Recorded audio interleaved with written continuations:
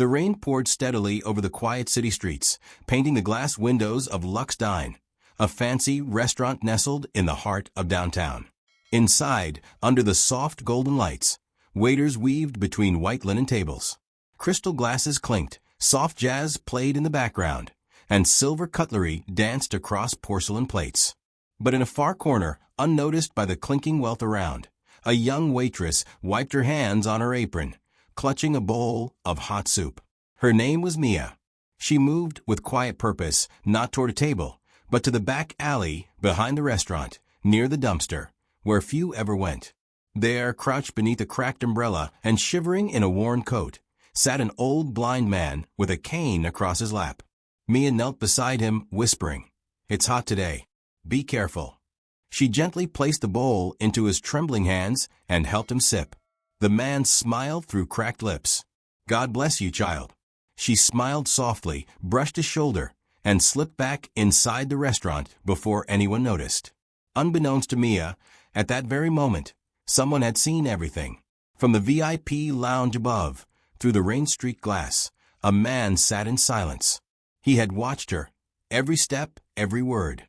Dressed in a sharp charcoal suit, a diamond-studded watch gleaming on his wrist, his expression was unreadable. His name was Adrian Vale. To the world, Adrian was a mystery.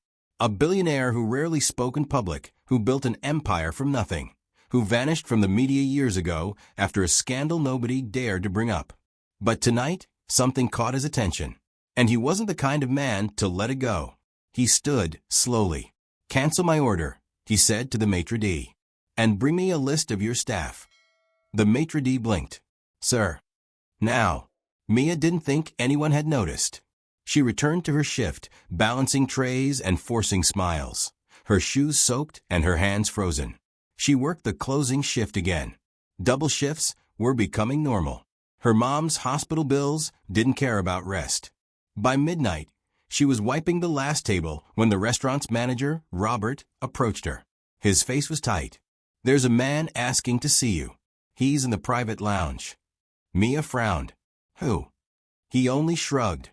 "Go. Now." Her heart raced.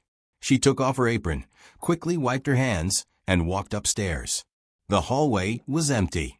The lounge door was slightly ajar. She stepped in. The man stood by the window, hands clasped behind his back. He didn't turn around. "You gave a bowl of soup to a blind man." Mia froze. "How do you?" He finally turned. "You've done it before. 4 times this week. You bring him leftovers. You kneel beside him. You make sure he eats. You talk to him like he's your grandfather." Mia's mouth opened, then closed. Adrian studied her. "Why?" She hesitated. "Because no one else does." "That's not an answer." She swallowed. "Because I know what it feels like to be invisible, to need help and get nothing but silence." Adrian said nothing for a long time. Then he stepped closer. "You work 2 jobs. You're 3 months behind on rent. Your mother's in the hospital, leukemia. The insurance company pulled out." Her eyes widened. "How do you know that?" "I have resources." "What do you want from me?" Her voice was trembling now. Adrian looked at her for a long moment. "I want to offer you something." Mia took a step back. "I'm not for sale." Adrian gave the faintest smile. "It's not like that. Meet me tomorrow. Noon. This address." He handed her a black card. Nothing written on it, but an address in golden ink. "I don't even know you," she said. "You will." He walked out, leaving her in stunned silence. Mia didn't sleep that night. Something about Adrian Vale didn't sit right. He was powerful, yes, but his eyes, they were haunted, like a man who had lost something he could never replace. By noon the next day, curiosity won. She stood outside the address, a massive building with mirrored walls and guards in suits. They waved her in. No questions. Inside was silence. Marble floors. A woman escorted her to the 50th floor. When the elevator opened, Adrian was already waiting. "Welcome." Mia hesitated. "Why am I here?" He motioned her to follow. "Do you know who I am?" "Adrian Vale. Billionaire. Vanished after some scandal." He raised an eyebrow. Interesting. Most people leave that part out. You asked. They stepped into a glass-walled room with only 2 chairs. The city stretched below them like a sea of light. I built everything from nothing, Adrian said. Grew up poor. Like you. My mother used to clean hotel rooms at night. Mia listened, unsure where this was going. One day, someone helped me. No reason. No reward. Just helped. And everything changed. Mia crossed her arms. So now you help people? No. I test them. I watch. And when I find someone worth investing in, I offer them a chance. She narrowed her eyes. What kind of chance? He placed a folder on the table. Inside is a job offer. 1 year. Triple your current salary. Apartment included. Medical coverage. Full. Mia stared. There's more, he continued. You'll train under my personal team. Business, finance, communication, strategy. If you succeed, I'll fund any dream you have. She opened the folder. It was real. Contracts. Signatures. A blank check. Why me? She asked again. Because you chose kindness. When no one was watching. And because I need someone like you for something much bigger. She looked up. What do you mean? Adrian didn't answer. Instead, he slid another photo across the table. It was of the blind man. His name is Thomas Gray. He's not homeless. He's a retired intelligence agent. One of the best. Mia's jaw dropped. What? He was testing you. What do you mean testing? I didn't plan to find you. He did. He came to me last month. Told me he met someone special. Someone worth saving. Mia felt the ground tilt beneath her. He said if you passed, I had to offer you the path he never got to finish. Finish what? Adrian's face darkened. There's something coming. Something dangerous. I need people who still believe in good. Her hands trembled. What are you asking me to do? For now, take the job. Learn. Grow. And when the time comes, be ready. Mia stood in silence, heart racing, staring at the papers, the photo, the man who seemed to know too much. Then she looked at the city beyond the glass, the world pulsing, with people too busy to notice anyone in the shadows. She signed. 2 weeks later, Mia's life had completely changed. She moved into a sleek apartment overlooking the river. Her mother's treatment resumed. Her classes began, taught by experts in disguise. She learned fast, excelled even faster. But something still lingered. She hadn't seen Adrian since that day. Only messages. Instructions. Then, one evening, she received a handwritten note on her desk. Rooftop. Midnight. Come alone. She hesitated, then went. The night wind was cold. The rooftop was empty until he appeared from the shadows. You've done well, he said. You never explained why all this matters. He nodded. I will. But first, I need you to see something. He handed her a file. Inside were photos. Of men. Locations. Symbols. Hidden operations. This is not a fairy tale, he said. The people who destroyed my past, they're still out there. And they're watching. She looked up. What do you want me to do? Stay ready. Things are about to move fast. And not everyone can be trusted. Mia closed the folder. Why me? Because you fed a man the world ignored and never asked for anything in return. She met his eyes. I'm not a hero. Neither am I, he whispered. But maybe we're the only ones left who can stop what's coming.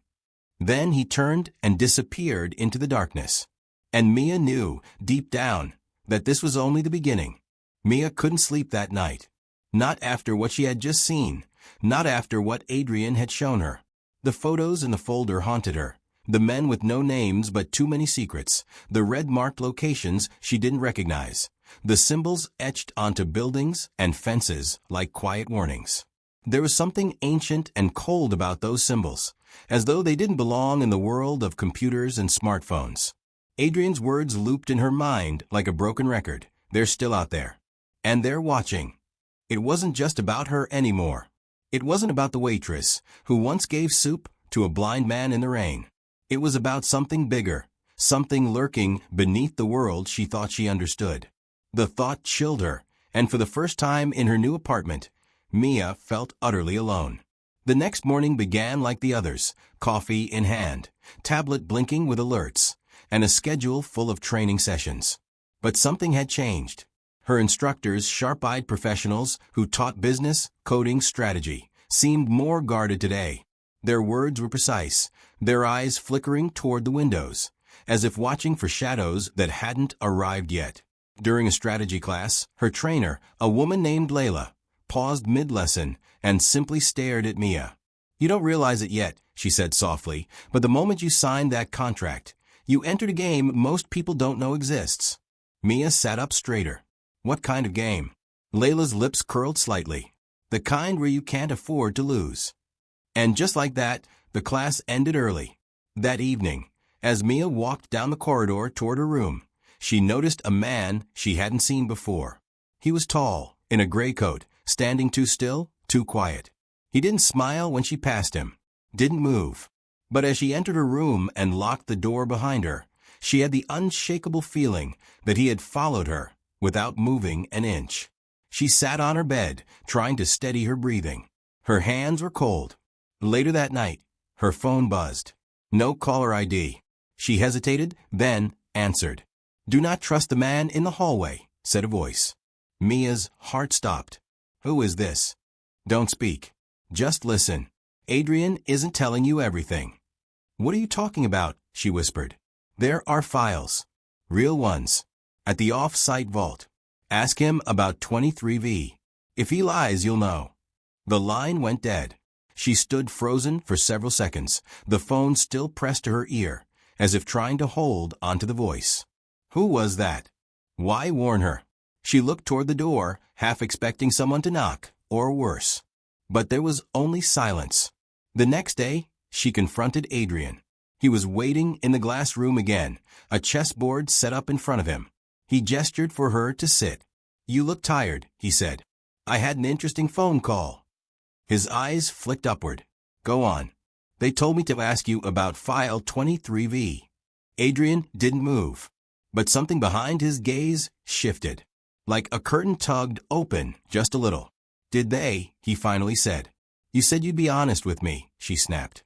"I said I would help you," he corrected.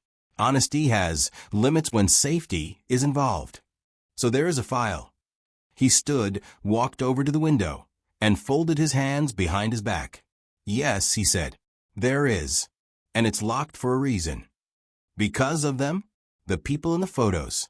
"Because of what's in it," he said. "Information that changes everything." Mia stood too. "Then tell me." Adrian turned, his face unreadable again. "Not yet. If you read it now, you won't sleep for a week. And you'll look over your shoulder for the rest of your life. That file nearly got me killed 5 years ago. It destroyed my company, my reputation, my family. It's not a story. It's a doorway. And once you open it, there's no closing it again." She held his gaze. "I want the truth." He studied her for a long moment, and something in him softened, not weakness, but a tired kind of respect. "Soon," he said. "But not alone. When you read it, I'll be there." Then, almost as an afterthought, he added, "And you'll see why Thomas sent you to me." That name again, Thomas. The blind man. The one who wasn't really blind. The one who had tested her without her knowing. What had he seen in her that day in the alley? Why did he choose her? The questions multiplied in her head like wildfire. 2 days later, she received a set of coordinates on her tablet. No message, no name. Just numbers and a time. She recognized Adrian's method. Always testing, always pushing. At dusk, she arrived at a massive warehouse near the city's edge. It looked abandoned from the outside, all rusted metal and broken signs. But inside was a high-security facility, armed guards, surveillance systems, retina scanners. Adrian met her at the door, flanked by 2 of his men. "Ready?" he asked. Mia nodded, though her stomach twisted in knots. They descended 4 floors underground. The air grew colder, thicker. At the end of a narrow hall, behind 2 sealed doors, was a steel chamber with a single terminal in the center. Adrian typed in a code. The screen lit up. File 23V. Password. He typed again. The screen blinked, then opened a series of documents, photos, maps. Mia leaned in. What she saw would change her forever. The first photo showed a man she recognized, a politician currently running for president. But the date on the photo was 5 years ago. And he wasn't giving a speech. He was shaking hands with a known arms dealer, smiling. The next few files were worse. Satellite images of compounds in the Middle East, marked with American coordinates. Messages showing funding routed from major corporations, including one Adrian used to own. I tried to stop them, Adrian said, his voice quiet. When I found out, I pulled everything. They came after me, made it look like a scandal, destroyed my name. That's why I disappeared. Mia stared, horrified. They're not a government, Adrian continued. They're a network. Old money, deep roots. They place their people everywhere. In politics, in tech, in media. They shape narratives, create conflict, and anyone who steps out of line disappears. She looked at him.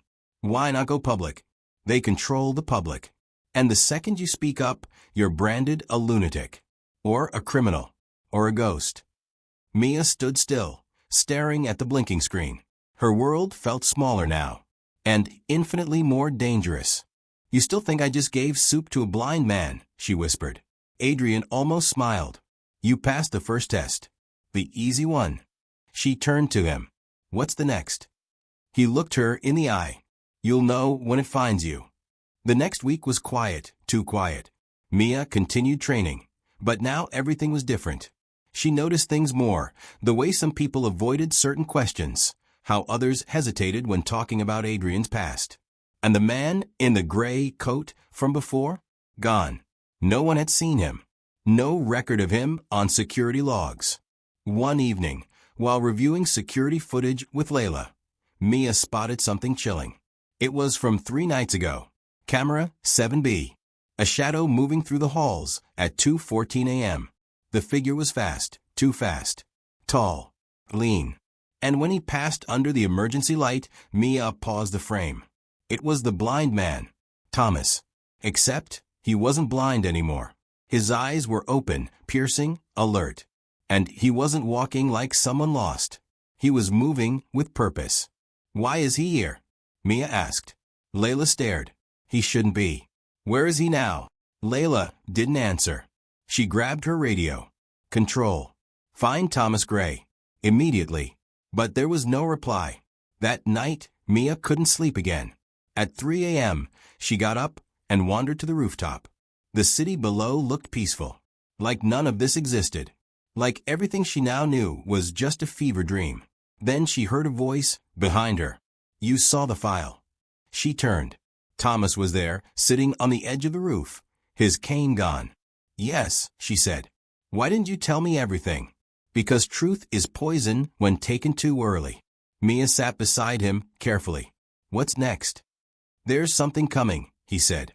A decision you'll have to make. You'll be offered power, influence, maybe even revenge. But you have to remember who you were before all this. The girl who knelt in the rain. She looked at him. And if I forget? Thomas turned, his eyes deadly serious.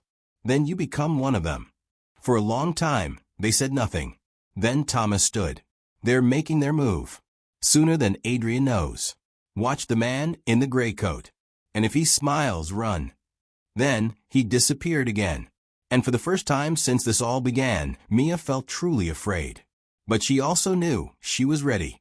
The storm came 2 days later, not as thunder or rain, but in the form of chaos. It started with a silence. Emails stopped arriving. Security systems blinked offline one by one. And Adrian's encrypted servers suddenly shut down in the middle of an upload. The entire building shifted from controlled precision to creeping dread. Mia was in the archive room when it happened, scanning records for connections to the names in File 23V, trying to trace patterns in the invisible war that now surrounded her. Then the lights flickered. Once. Twice. And then everything went black. Within seconds, emergency lights kicked in, painting the hallways in eerie red hues. Her tablet vibrated in her hand. An alert. Just one word. Breach. She rushed into the hallway. nearly colliding with Layla. The woman's normally calm demeanor was gone, replaced by urgency. "They're inside," she said, dragging Mia toward the east stairwell. "They shut the mainframe down. It's not just a breach, it's a takeover." "Who?" Mia shouted over the blaring alarm. Layla didn't answer. Instead, she pulled out a weapon from her coat and passed it to Mia without hesitation. "You're not just a waitress anymore," she said. "You're part of something now. They'll either silence you or recruit you." And they never asked politely. They descended 2 levels below the basement, through a locked maintenance shaft Mia didn't even know existed. The air grew colder, tighter. The sound of boots echoed above them, distant, but moving fast. Somewhere in the darkness above, things were unfolding that couldn't be undone. Gunfire cracked once, sharp and close. Layla cursed and pushed Mia forward harder. "Adrian's heading to Vault 6, Layla muttered. "If he gets the last drive out before they do, we have a chance." "What's on the drive?" Mia gasped. "The real names," Layla said. "Not just shadows and aliases. Birth records, contracts, blackmail, everything." Then Layla stopped suddenly, her ears twitching toward a sound Mia couldn't hear yet. "Go," Layla whispered. "Keep going forward. Don't stop. Don't turn around. If I don't make it, find Adrian. And don't trust anyone unless they say the words, Cardinal Knight. That's your passphrase now." Before Mia could argue, Layla turned and sprinted back into the corridor. Seconds later, the sound of a struggle echoed behind her, metal crashing, footsteps running, someone yelling in a language Mia didn't understand. But she kept running. The next 30 minutes passed like a fever dream. Dark corridors, locked doors, cold sweat, the occasional thud above her, signaling more fighting, or worse. She found Adrian near the substation, his suit torn, blood staining his sleeve. But his eyes were wild with purpose. "Where's Layla?" he demanded. Mia didn't answer. Adrian understood. "They're trying to frame us," he said. "Every piece of this is engineered. The files, the footage, the attack. They'll release it to the media in hours, and will be branded as extremists, terrorists, traitors. And the people actually behind this will go back to dinner parties and board meetings." He pressed a thin black drive into her hand. "You can disappear, Mia. Right now. I have a way out for you. A new identity, clean records, a life across the world where no one will find you." She looked at the drive, then back at Adrian. "Why me?" He looked tired, older than she'd ever seen him. "Because you still believe people can be saved." "I'm not leaving," she said. He gave a hollow chuckle. "Then we need to move fast." They emerged in an underground parking lot that had clearly been used as a fallback point. Adrian's armored car was waiting, engine running, and someone was already in the passenger seat, a woman Mia had never seen before, wearing an elegant trench coat and speaking into an encrypted phone line. When she saw Mia, her face twitched just for a second. "Is this her?" the woman asked Adrian. "Yes," he replied. "She doesn't look like much." "Neither did you at her age," Adrian said flatly. That shut the woman up. They drove in silence for over an hour, weaving through back alleys, underground access tunnels, even an abandoned rail line. Mia noticed they passed through at least 3 checkpoints that didn't look like they were manned by police. People moved like soldiers, but wore no insignias. Some wore civilian clothes with earpieces and black gloves. All of them nodded as they passed. Mia finally broke the silence. "So who are you people really?" The woman in the front seat turned slightly. "We're the firewall. The line between order and manipulation. We work in the cracks, where government ends and truth gets buried." Adrian added, "We don't always agree on methods. But we agree on one thing. The system's broken. And the people trying to fix it are being hunted." Mia stared at them. "And you want me to join this group?" The woman in front smirked. "Want you? No. We're telling you, you're already in it." They arrived at an old villa on the edge of a lake, shielded by trees and hidden from any drone scans. The security was subtle but suffocating. Every window had retina-activated glass. Every door was monitored with silent tripwires. They brought her inside, handed her a tablet, and told her she had until morning to read everything. What she read was worse than anything she'd imagined. Project Lyra, Operation Fold, the Eden List, each one more terrifying than the last. Programs designed to control mass opinion, suppress whistleblowers, manipulate elections, rig markets. All linked to powerful families she'd seen in headlines her entire life. And each project ended the same way, with the silence of anyone who stood in the way.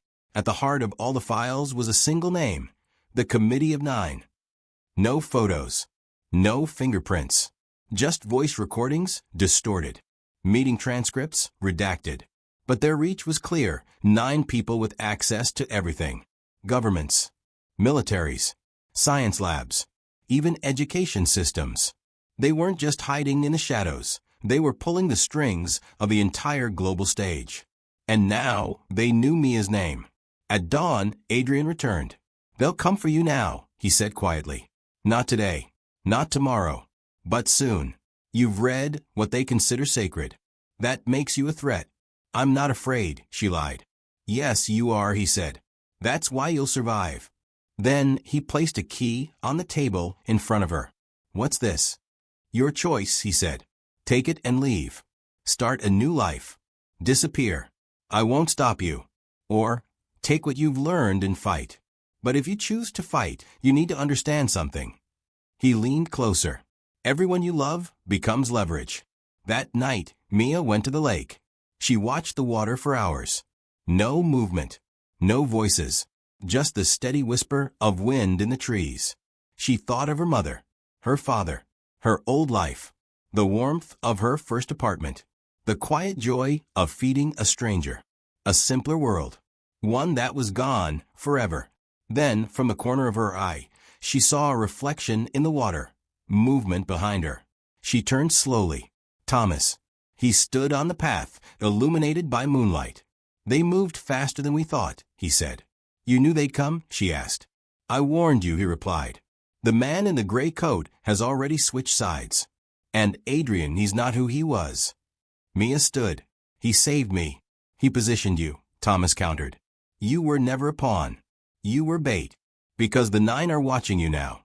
"Why me?" she asked again, for what felt like the 100th time. "Because you care. Because you saw the blind man when no one else did. That was never a test. It was a mirror. They want to know if someone like you can be bent. Or broken. And if I can't?" Thomas didn't smile. "Then they'll break everything around you instead." He handed her a small black envelope. "This isn't the end," he said. "It's just your real beginning. Inside this envelope is a list. Not of enemies. Of allies. People like you. Quiet. Smart. Brave. Hidden. Find them." "Then what?" "Then you start your own game." Mia looked down at the envelope. It was unmarked. Light as air. But it felt heavier than anything she'd ever held. When she looked up, Thomas was already gone. She walked back toward the villa as the first rays of sunlight broke over the trees. She didn't feel like a waitress anymore. And the war hadn't even begun. The next 72 hours passed in a blur. Mia didn't sleep. Her mind was a constant loop of names, faces, connections. Webs so intricate they seemed impossible to unravel. But she worked through them anyway, tracing links between known associates and silent players, feeding patterns into the encrypted system Adrian had built beneath the villa. Each new revelation burned a little deeper into her, until she no longer felt like the woman who once wiped down coffee tables and smiled at strangers. She wasn't that girl anymore. That girl had been asleep. This one was wide awake. By the 4th night, she had reached the end of a list. 42 names. Hidden agents. Lawyers. Scientists. Former intelligence officers. People with clean records and dirty secrets. All of them had one thing in common. They had been wronged by the Committee of 9. Discredited. Disappeared. Ruined. But they were alive. And each one, in their own quiet way, was still resisting. Adrian had given her access to a network called Orion Protocol, a failsafe designed for a last resort rebellion.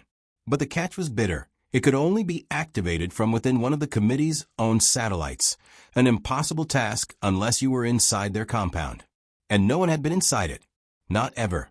Until now. Adrian appeared in her room just before dawn. His expression was tight, jaw clenched, voice low. "We have one shot," he said.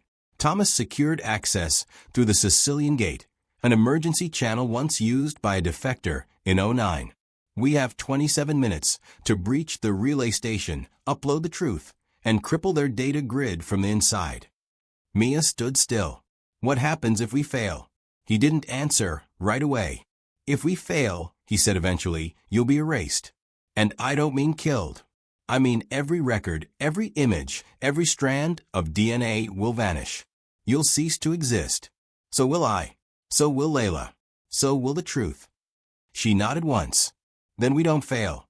The compound was hidden beneath a luxury eco-resort, a facade so perfect it was nauseating. Guests walked among infinity pools and sustainable gardens, while deep underground, the most dangerous secrets in the world were stored on a quantum AI mainframe known only as Ethon. Getting inside required retina access, 2 clearance codes, and voice print identification. Thomas had arranged for all of it, partly by bribing, partly by threatening, and partly by appealing to the one thing even monsters fear: exposure. Mia went in as a guest. A fake identity, flawless credentials, the smile of a privileged traveler. Adrian entered posing as a diplomat from Zurich, but he never spoke. Instead, he let his forged titles do the work. No one questioned it. That was the first mistake the committee made, assuming the people beneath them would always stay there. That arrogance would cost them everything. The elevator to the lower levels was hidden behind a wine cellar door. Mia scanned her temporary ID and felt her heart skip a beat when the panel turned green. The descent took 3 minutes. In total silence. The deeper they went, the more her thoughts raced. This was it. At the end of this elevator ride was either a future they controlled, or an end they wouldn't see coming. The doors opened to a chamber lit by pulsing white light and guarded by 2 AI drones. They hovered, silent and deadly, scanning them with lenses that could detect microtremors in heart rate. Adrian stepped forward and uttered the passphrase Thomas had given him. "Cardinal Knight." Nothing happened. Then the drones slowly floated aside. The room beyond was circular, cold. A single chair in the middle. No screens.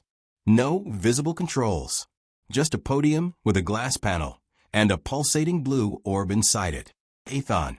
Mia stepped forward and placed the drive on the reader. A chime echoed through the room. The orb flickered. A voice, smooth and emotionless, emerged from the walls. "Unauthorized data injection in progress. If you continue, all fail-safes will engage. Are you certain?" She hesitated. Then she said, "Yes." The system whirred. The lights changed. The orb began to spin. Data poured into the air, holograms of faces, files, maps, hidden recordings, testimonies from victims. Names of corrupt generals, falsified reports, bribes, murders, wars funded and designed purely for profit. All of it. The real truth behind the world's worst crimes.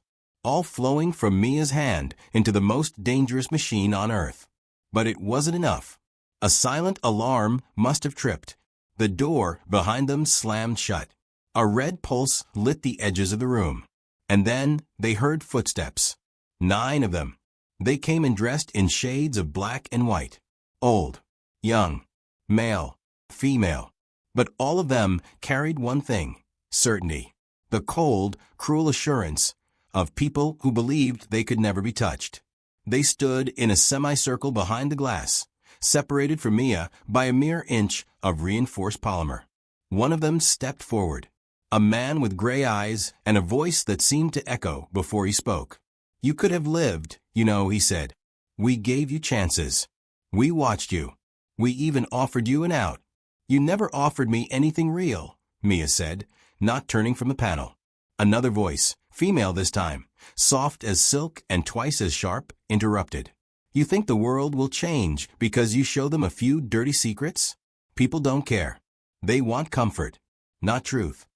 Adrian finally spoke. "We're not doing this for the people anymore. We're doing it because you think you're gods. And someone had to remind you, you bleed too." At that moment, Ethon's orb turned red. The system announced, truth release locked. DNA confirmation required. Mia's pulse jumped. What DNA? And then Adrian did the unthinkable. He reached into his coat, pulled out a blade, and slashed his palm. Blood poured onto the reader. A moment of silence. Then the system whispered. Confirmed. Access granted to Adrian Caros, executive level. Initiating irreversible data cascade. The room trembled. The orb glowed white. And suddenly, the entire wall lit up with holograms. Files transmitting to every major server on the planet. Newsrooms. Universities. Military bases. Social platforms. Every truth they'd hidden was being broadcast in real time, without filter, without context, without control. The 9 panicked. They banged on the glass. Screamed orders. But the system didn't listen to them anymore. It listened to Mia. And then it shut down. The power died. The orb flickered and collapsed into itself. And Adrian crumpled to the floor. She caught him just in time. He smiled weakly, blood trailing from the side of his mouth. You did it, he whispered. No, she said, holding him tightly. We did. His eyes closed. By the time the security drones returned, the chamber was empty. Mia had vanished into the tunnels below the compound, carrying with her a second drive, the insurance copy. As chaos erupted across the world above, she disappeared into the seams of society, reborn under a new name. And the truth spread like wildfire. Heads rolled. Governments collapsed. Executives were arrested. Protesters took the streets in numbers no one had seen in decades. A wave of reckoning swept the globe. The 9 went underground. Some vanished. Others died by their own hand. But the world did not collapse. It woke up. Months passed. Then years. And one rainy evening, in a quiet town in the north, a small diner opened. No signs. No name. Just an open door and warm light spilling into the street. Inside, a woman served coffee. Smiled gently. And occasionally, when no one was watching, checked the back room, where a small server hummed softly, still listening for signals from the resistance. She was known only as M. But those who needed help, those who still believed in truth, found their way to her. Because stories like hers don't end. They become legends. And legends never die.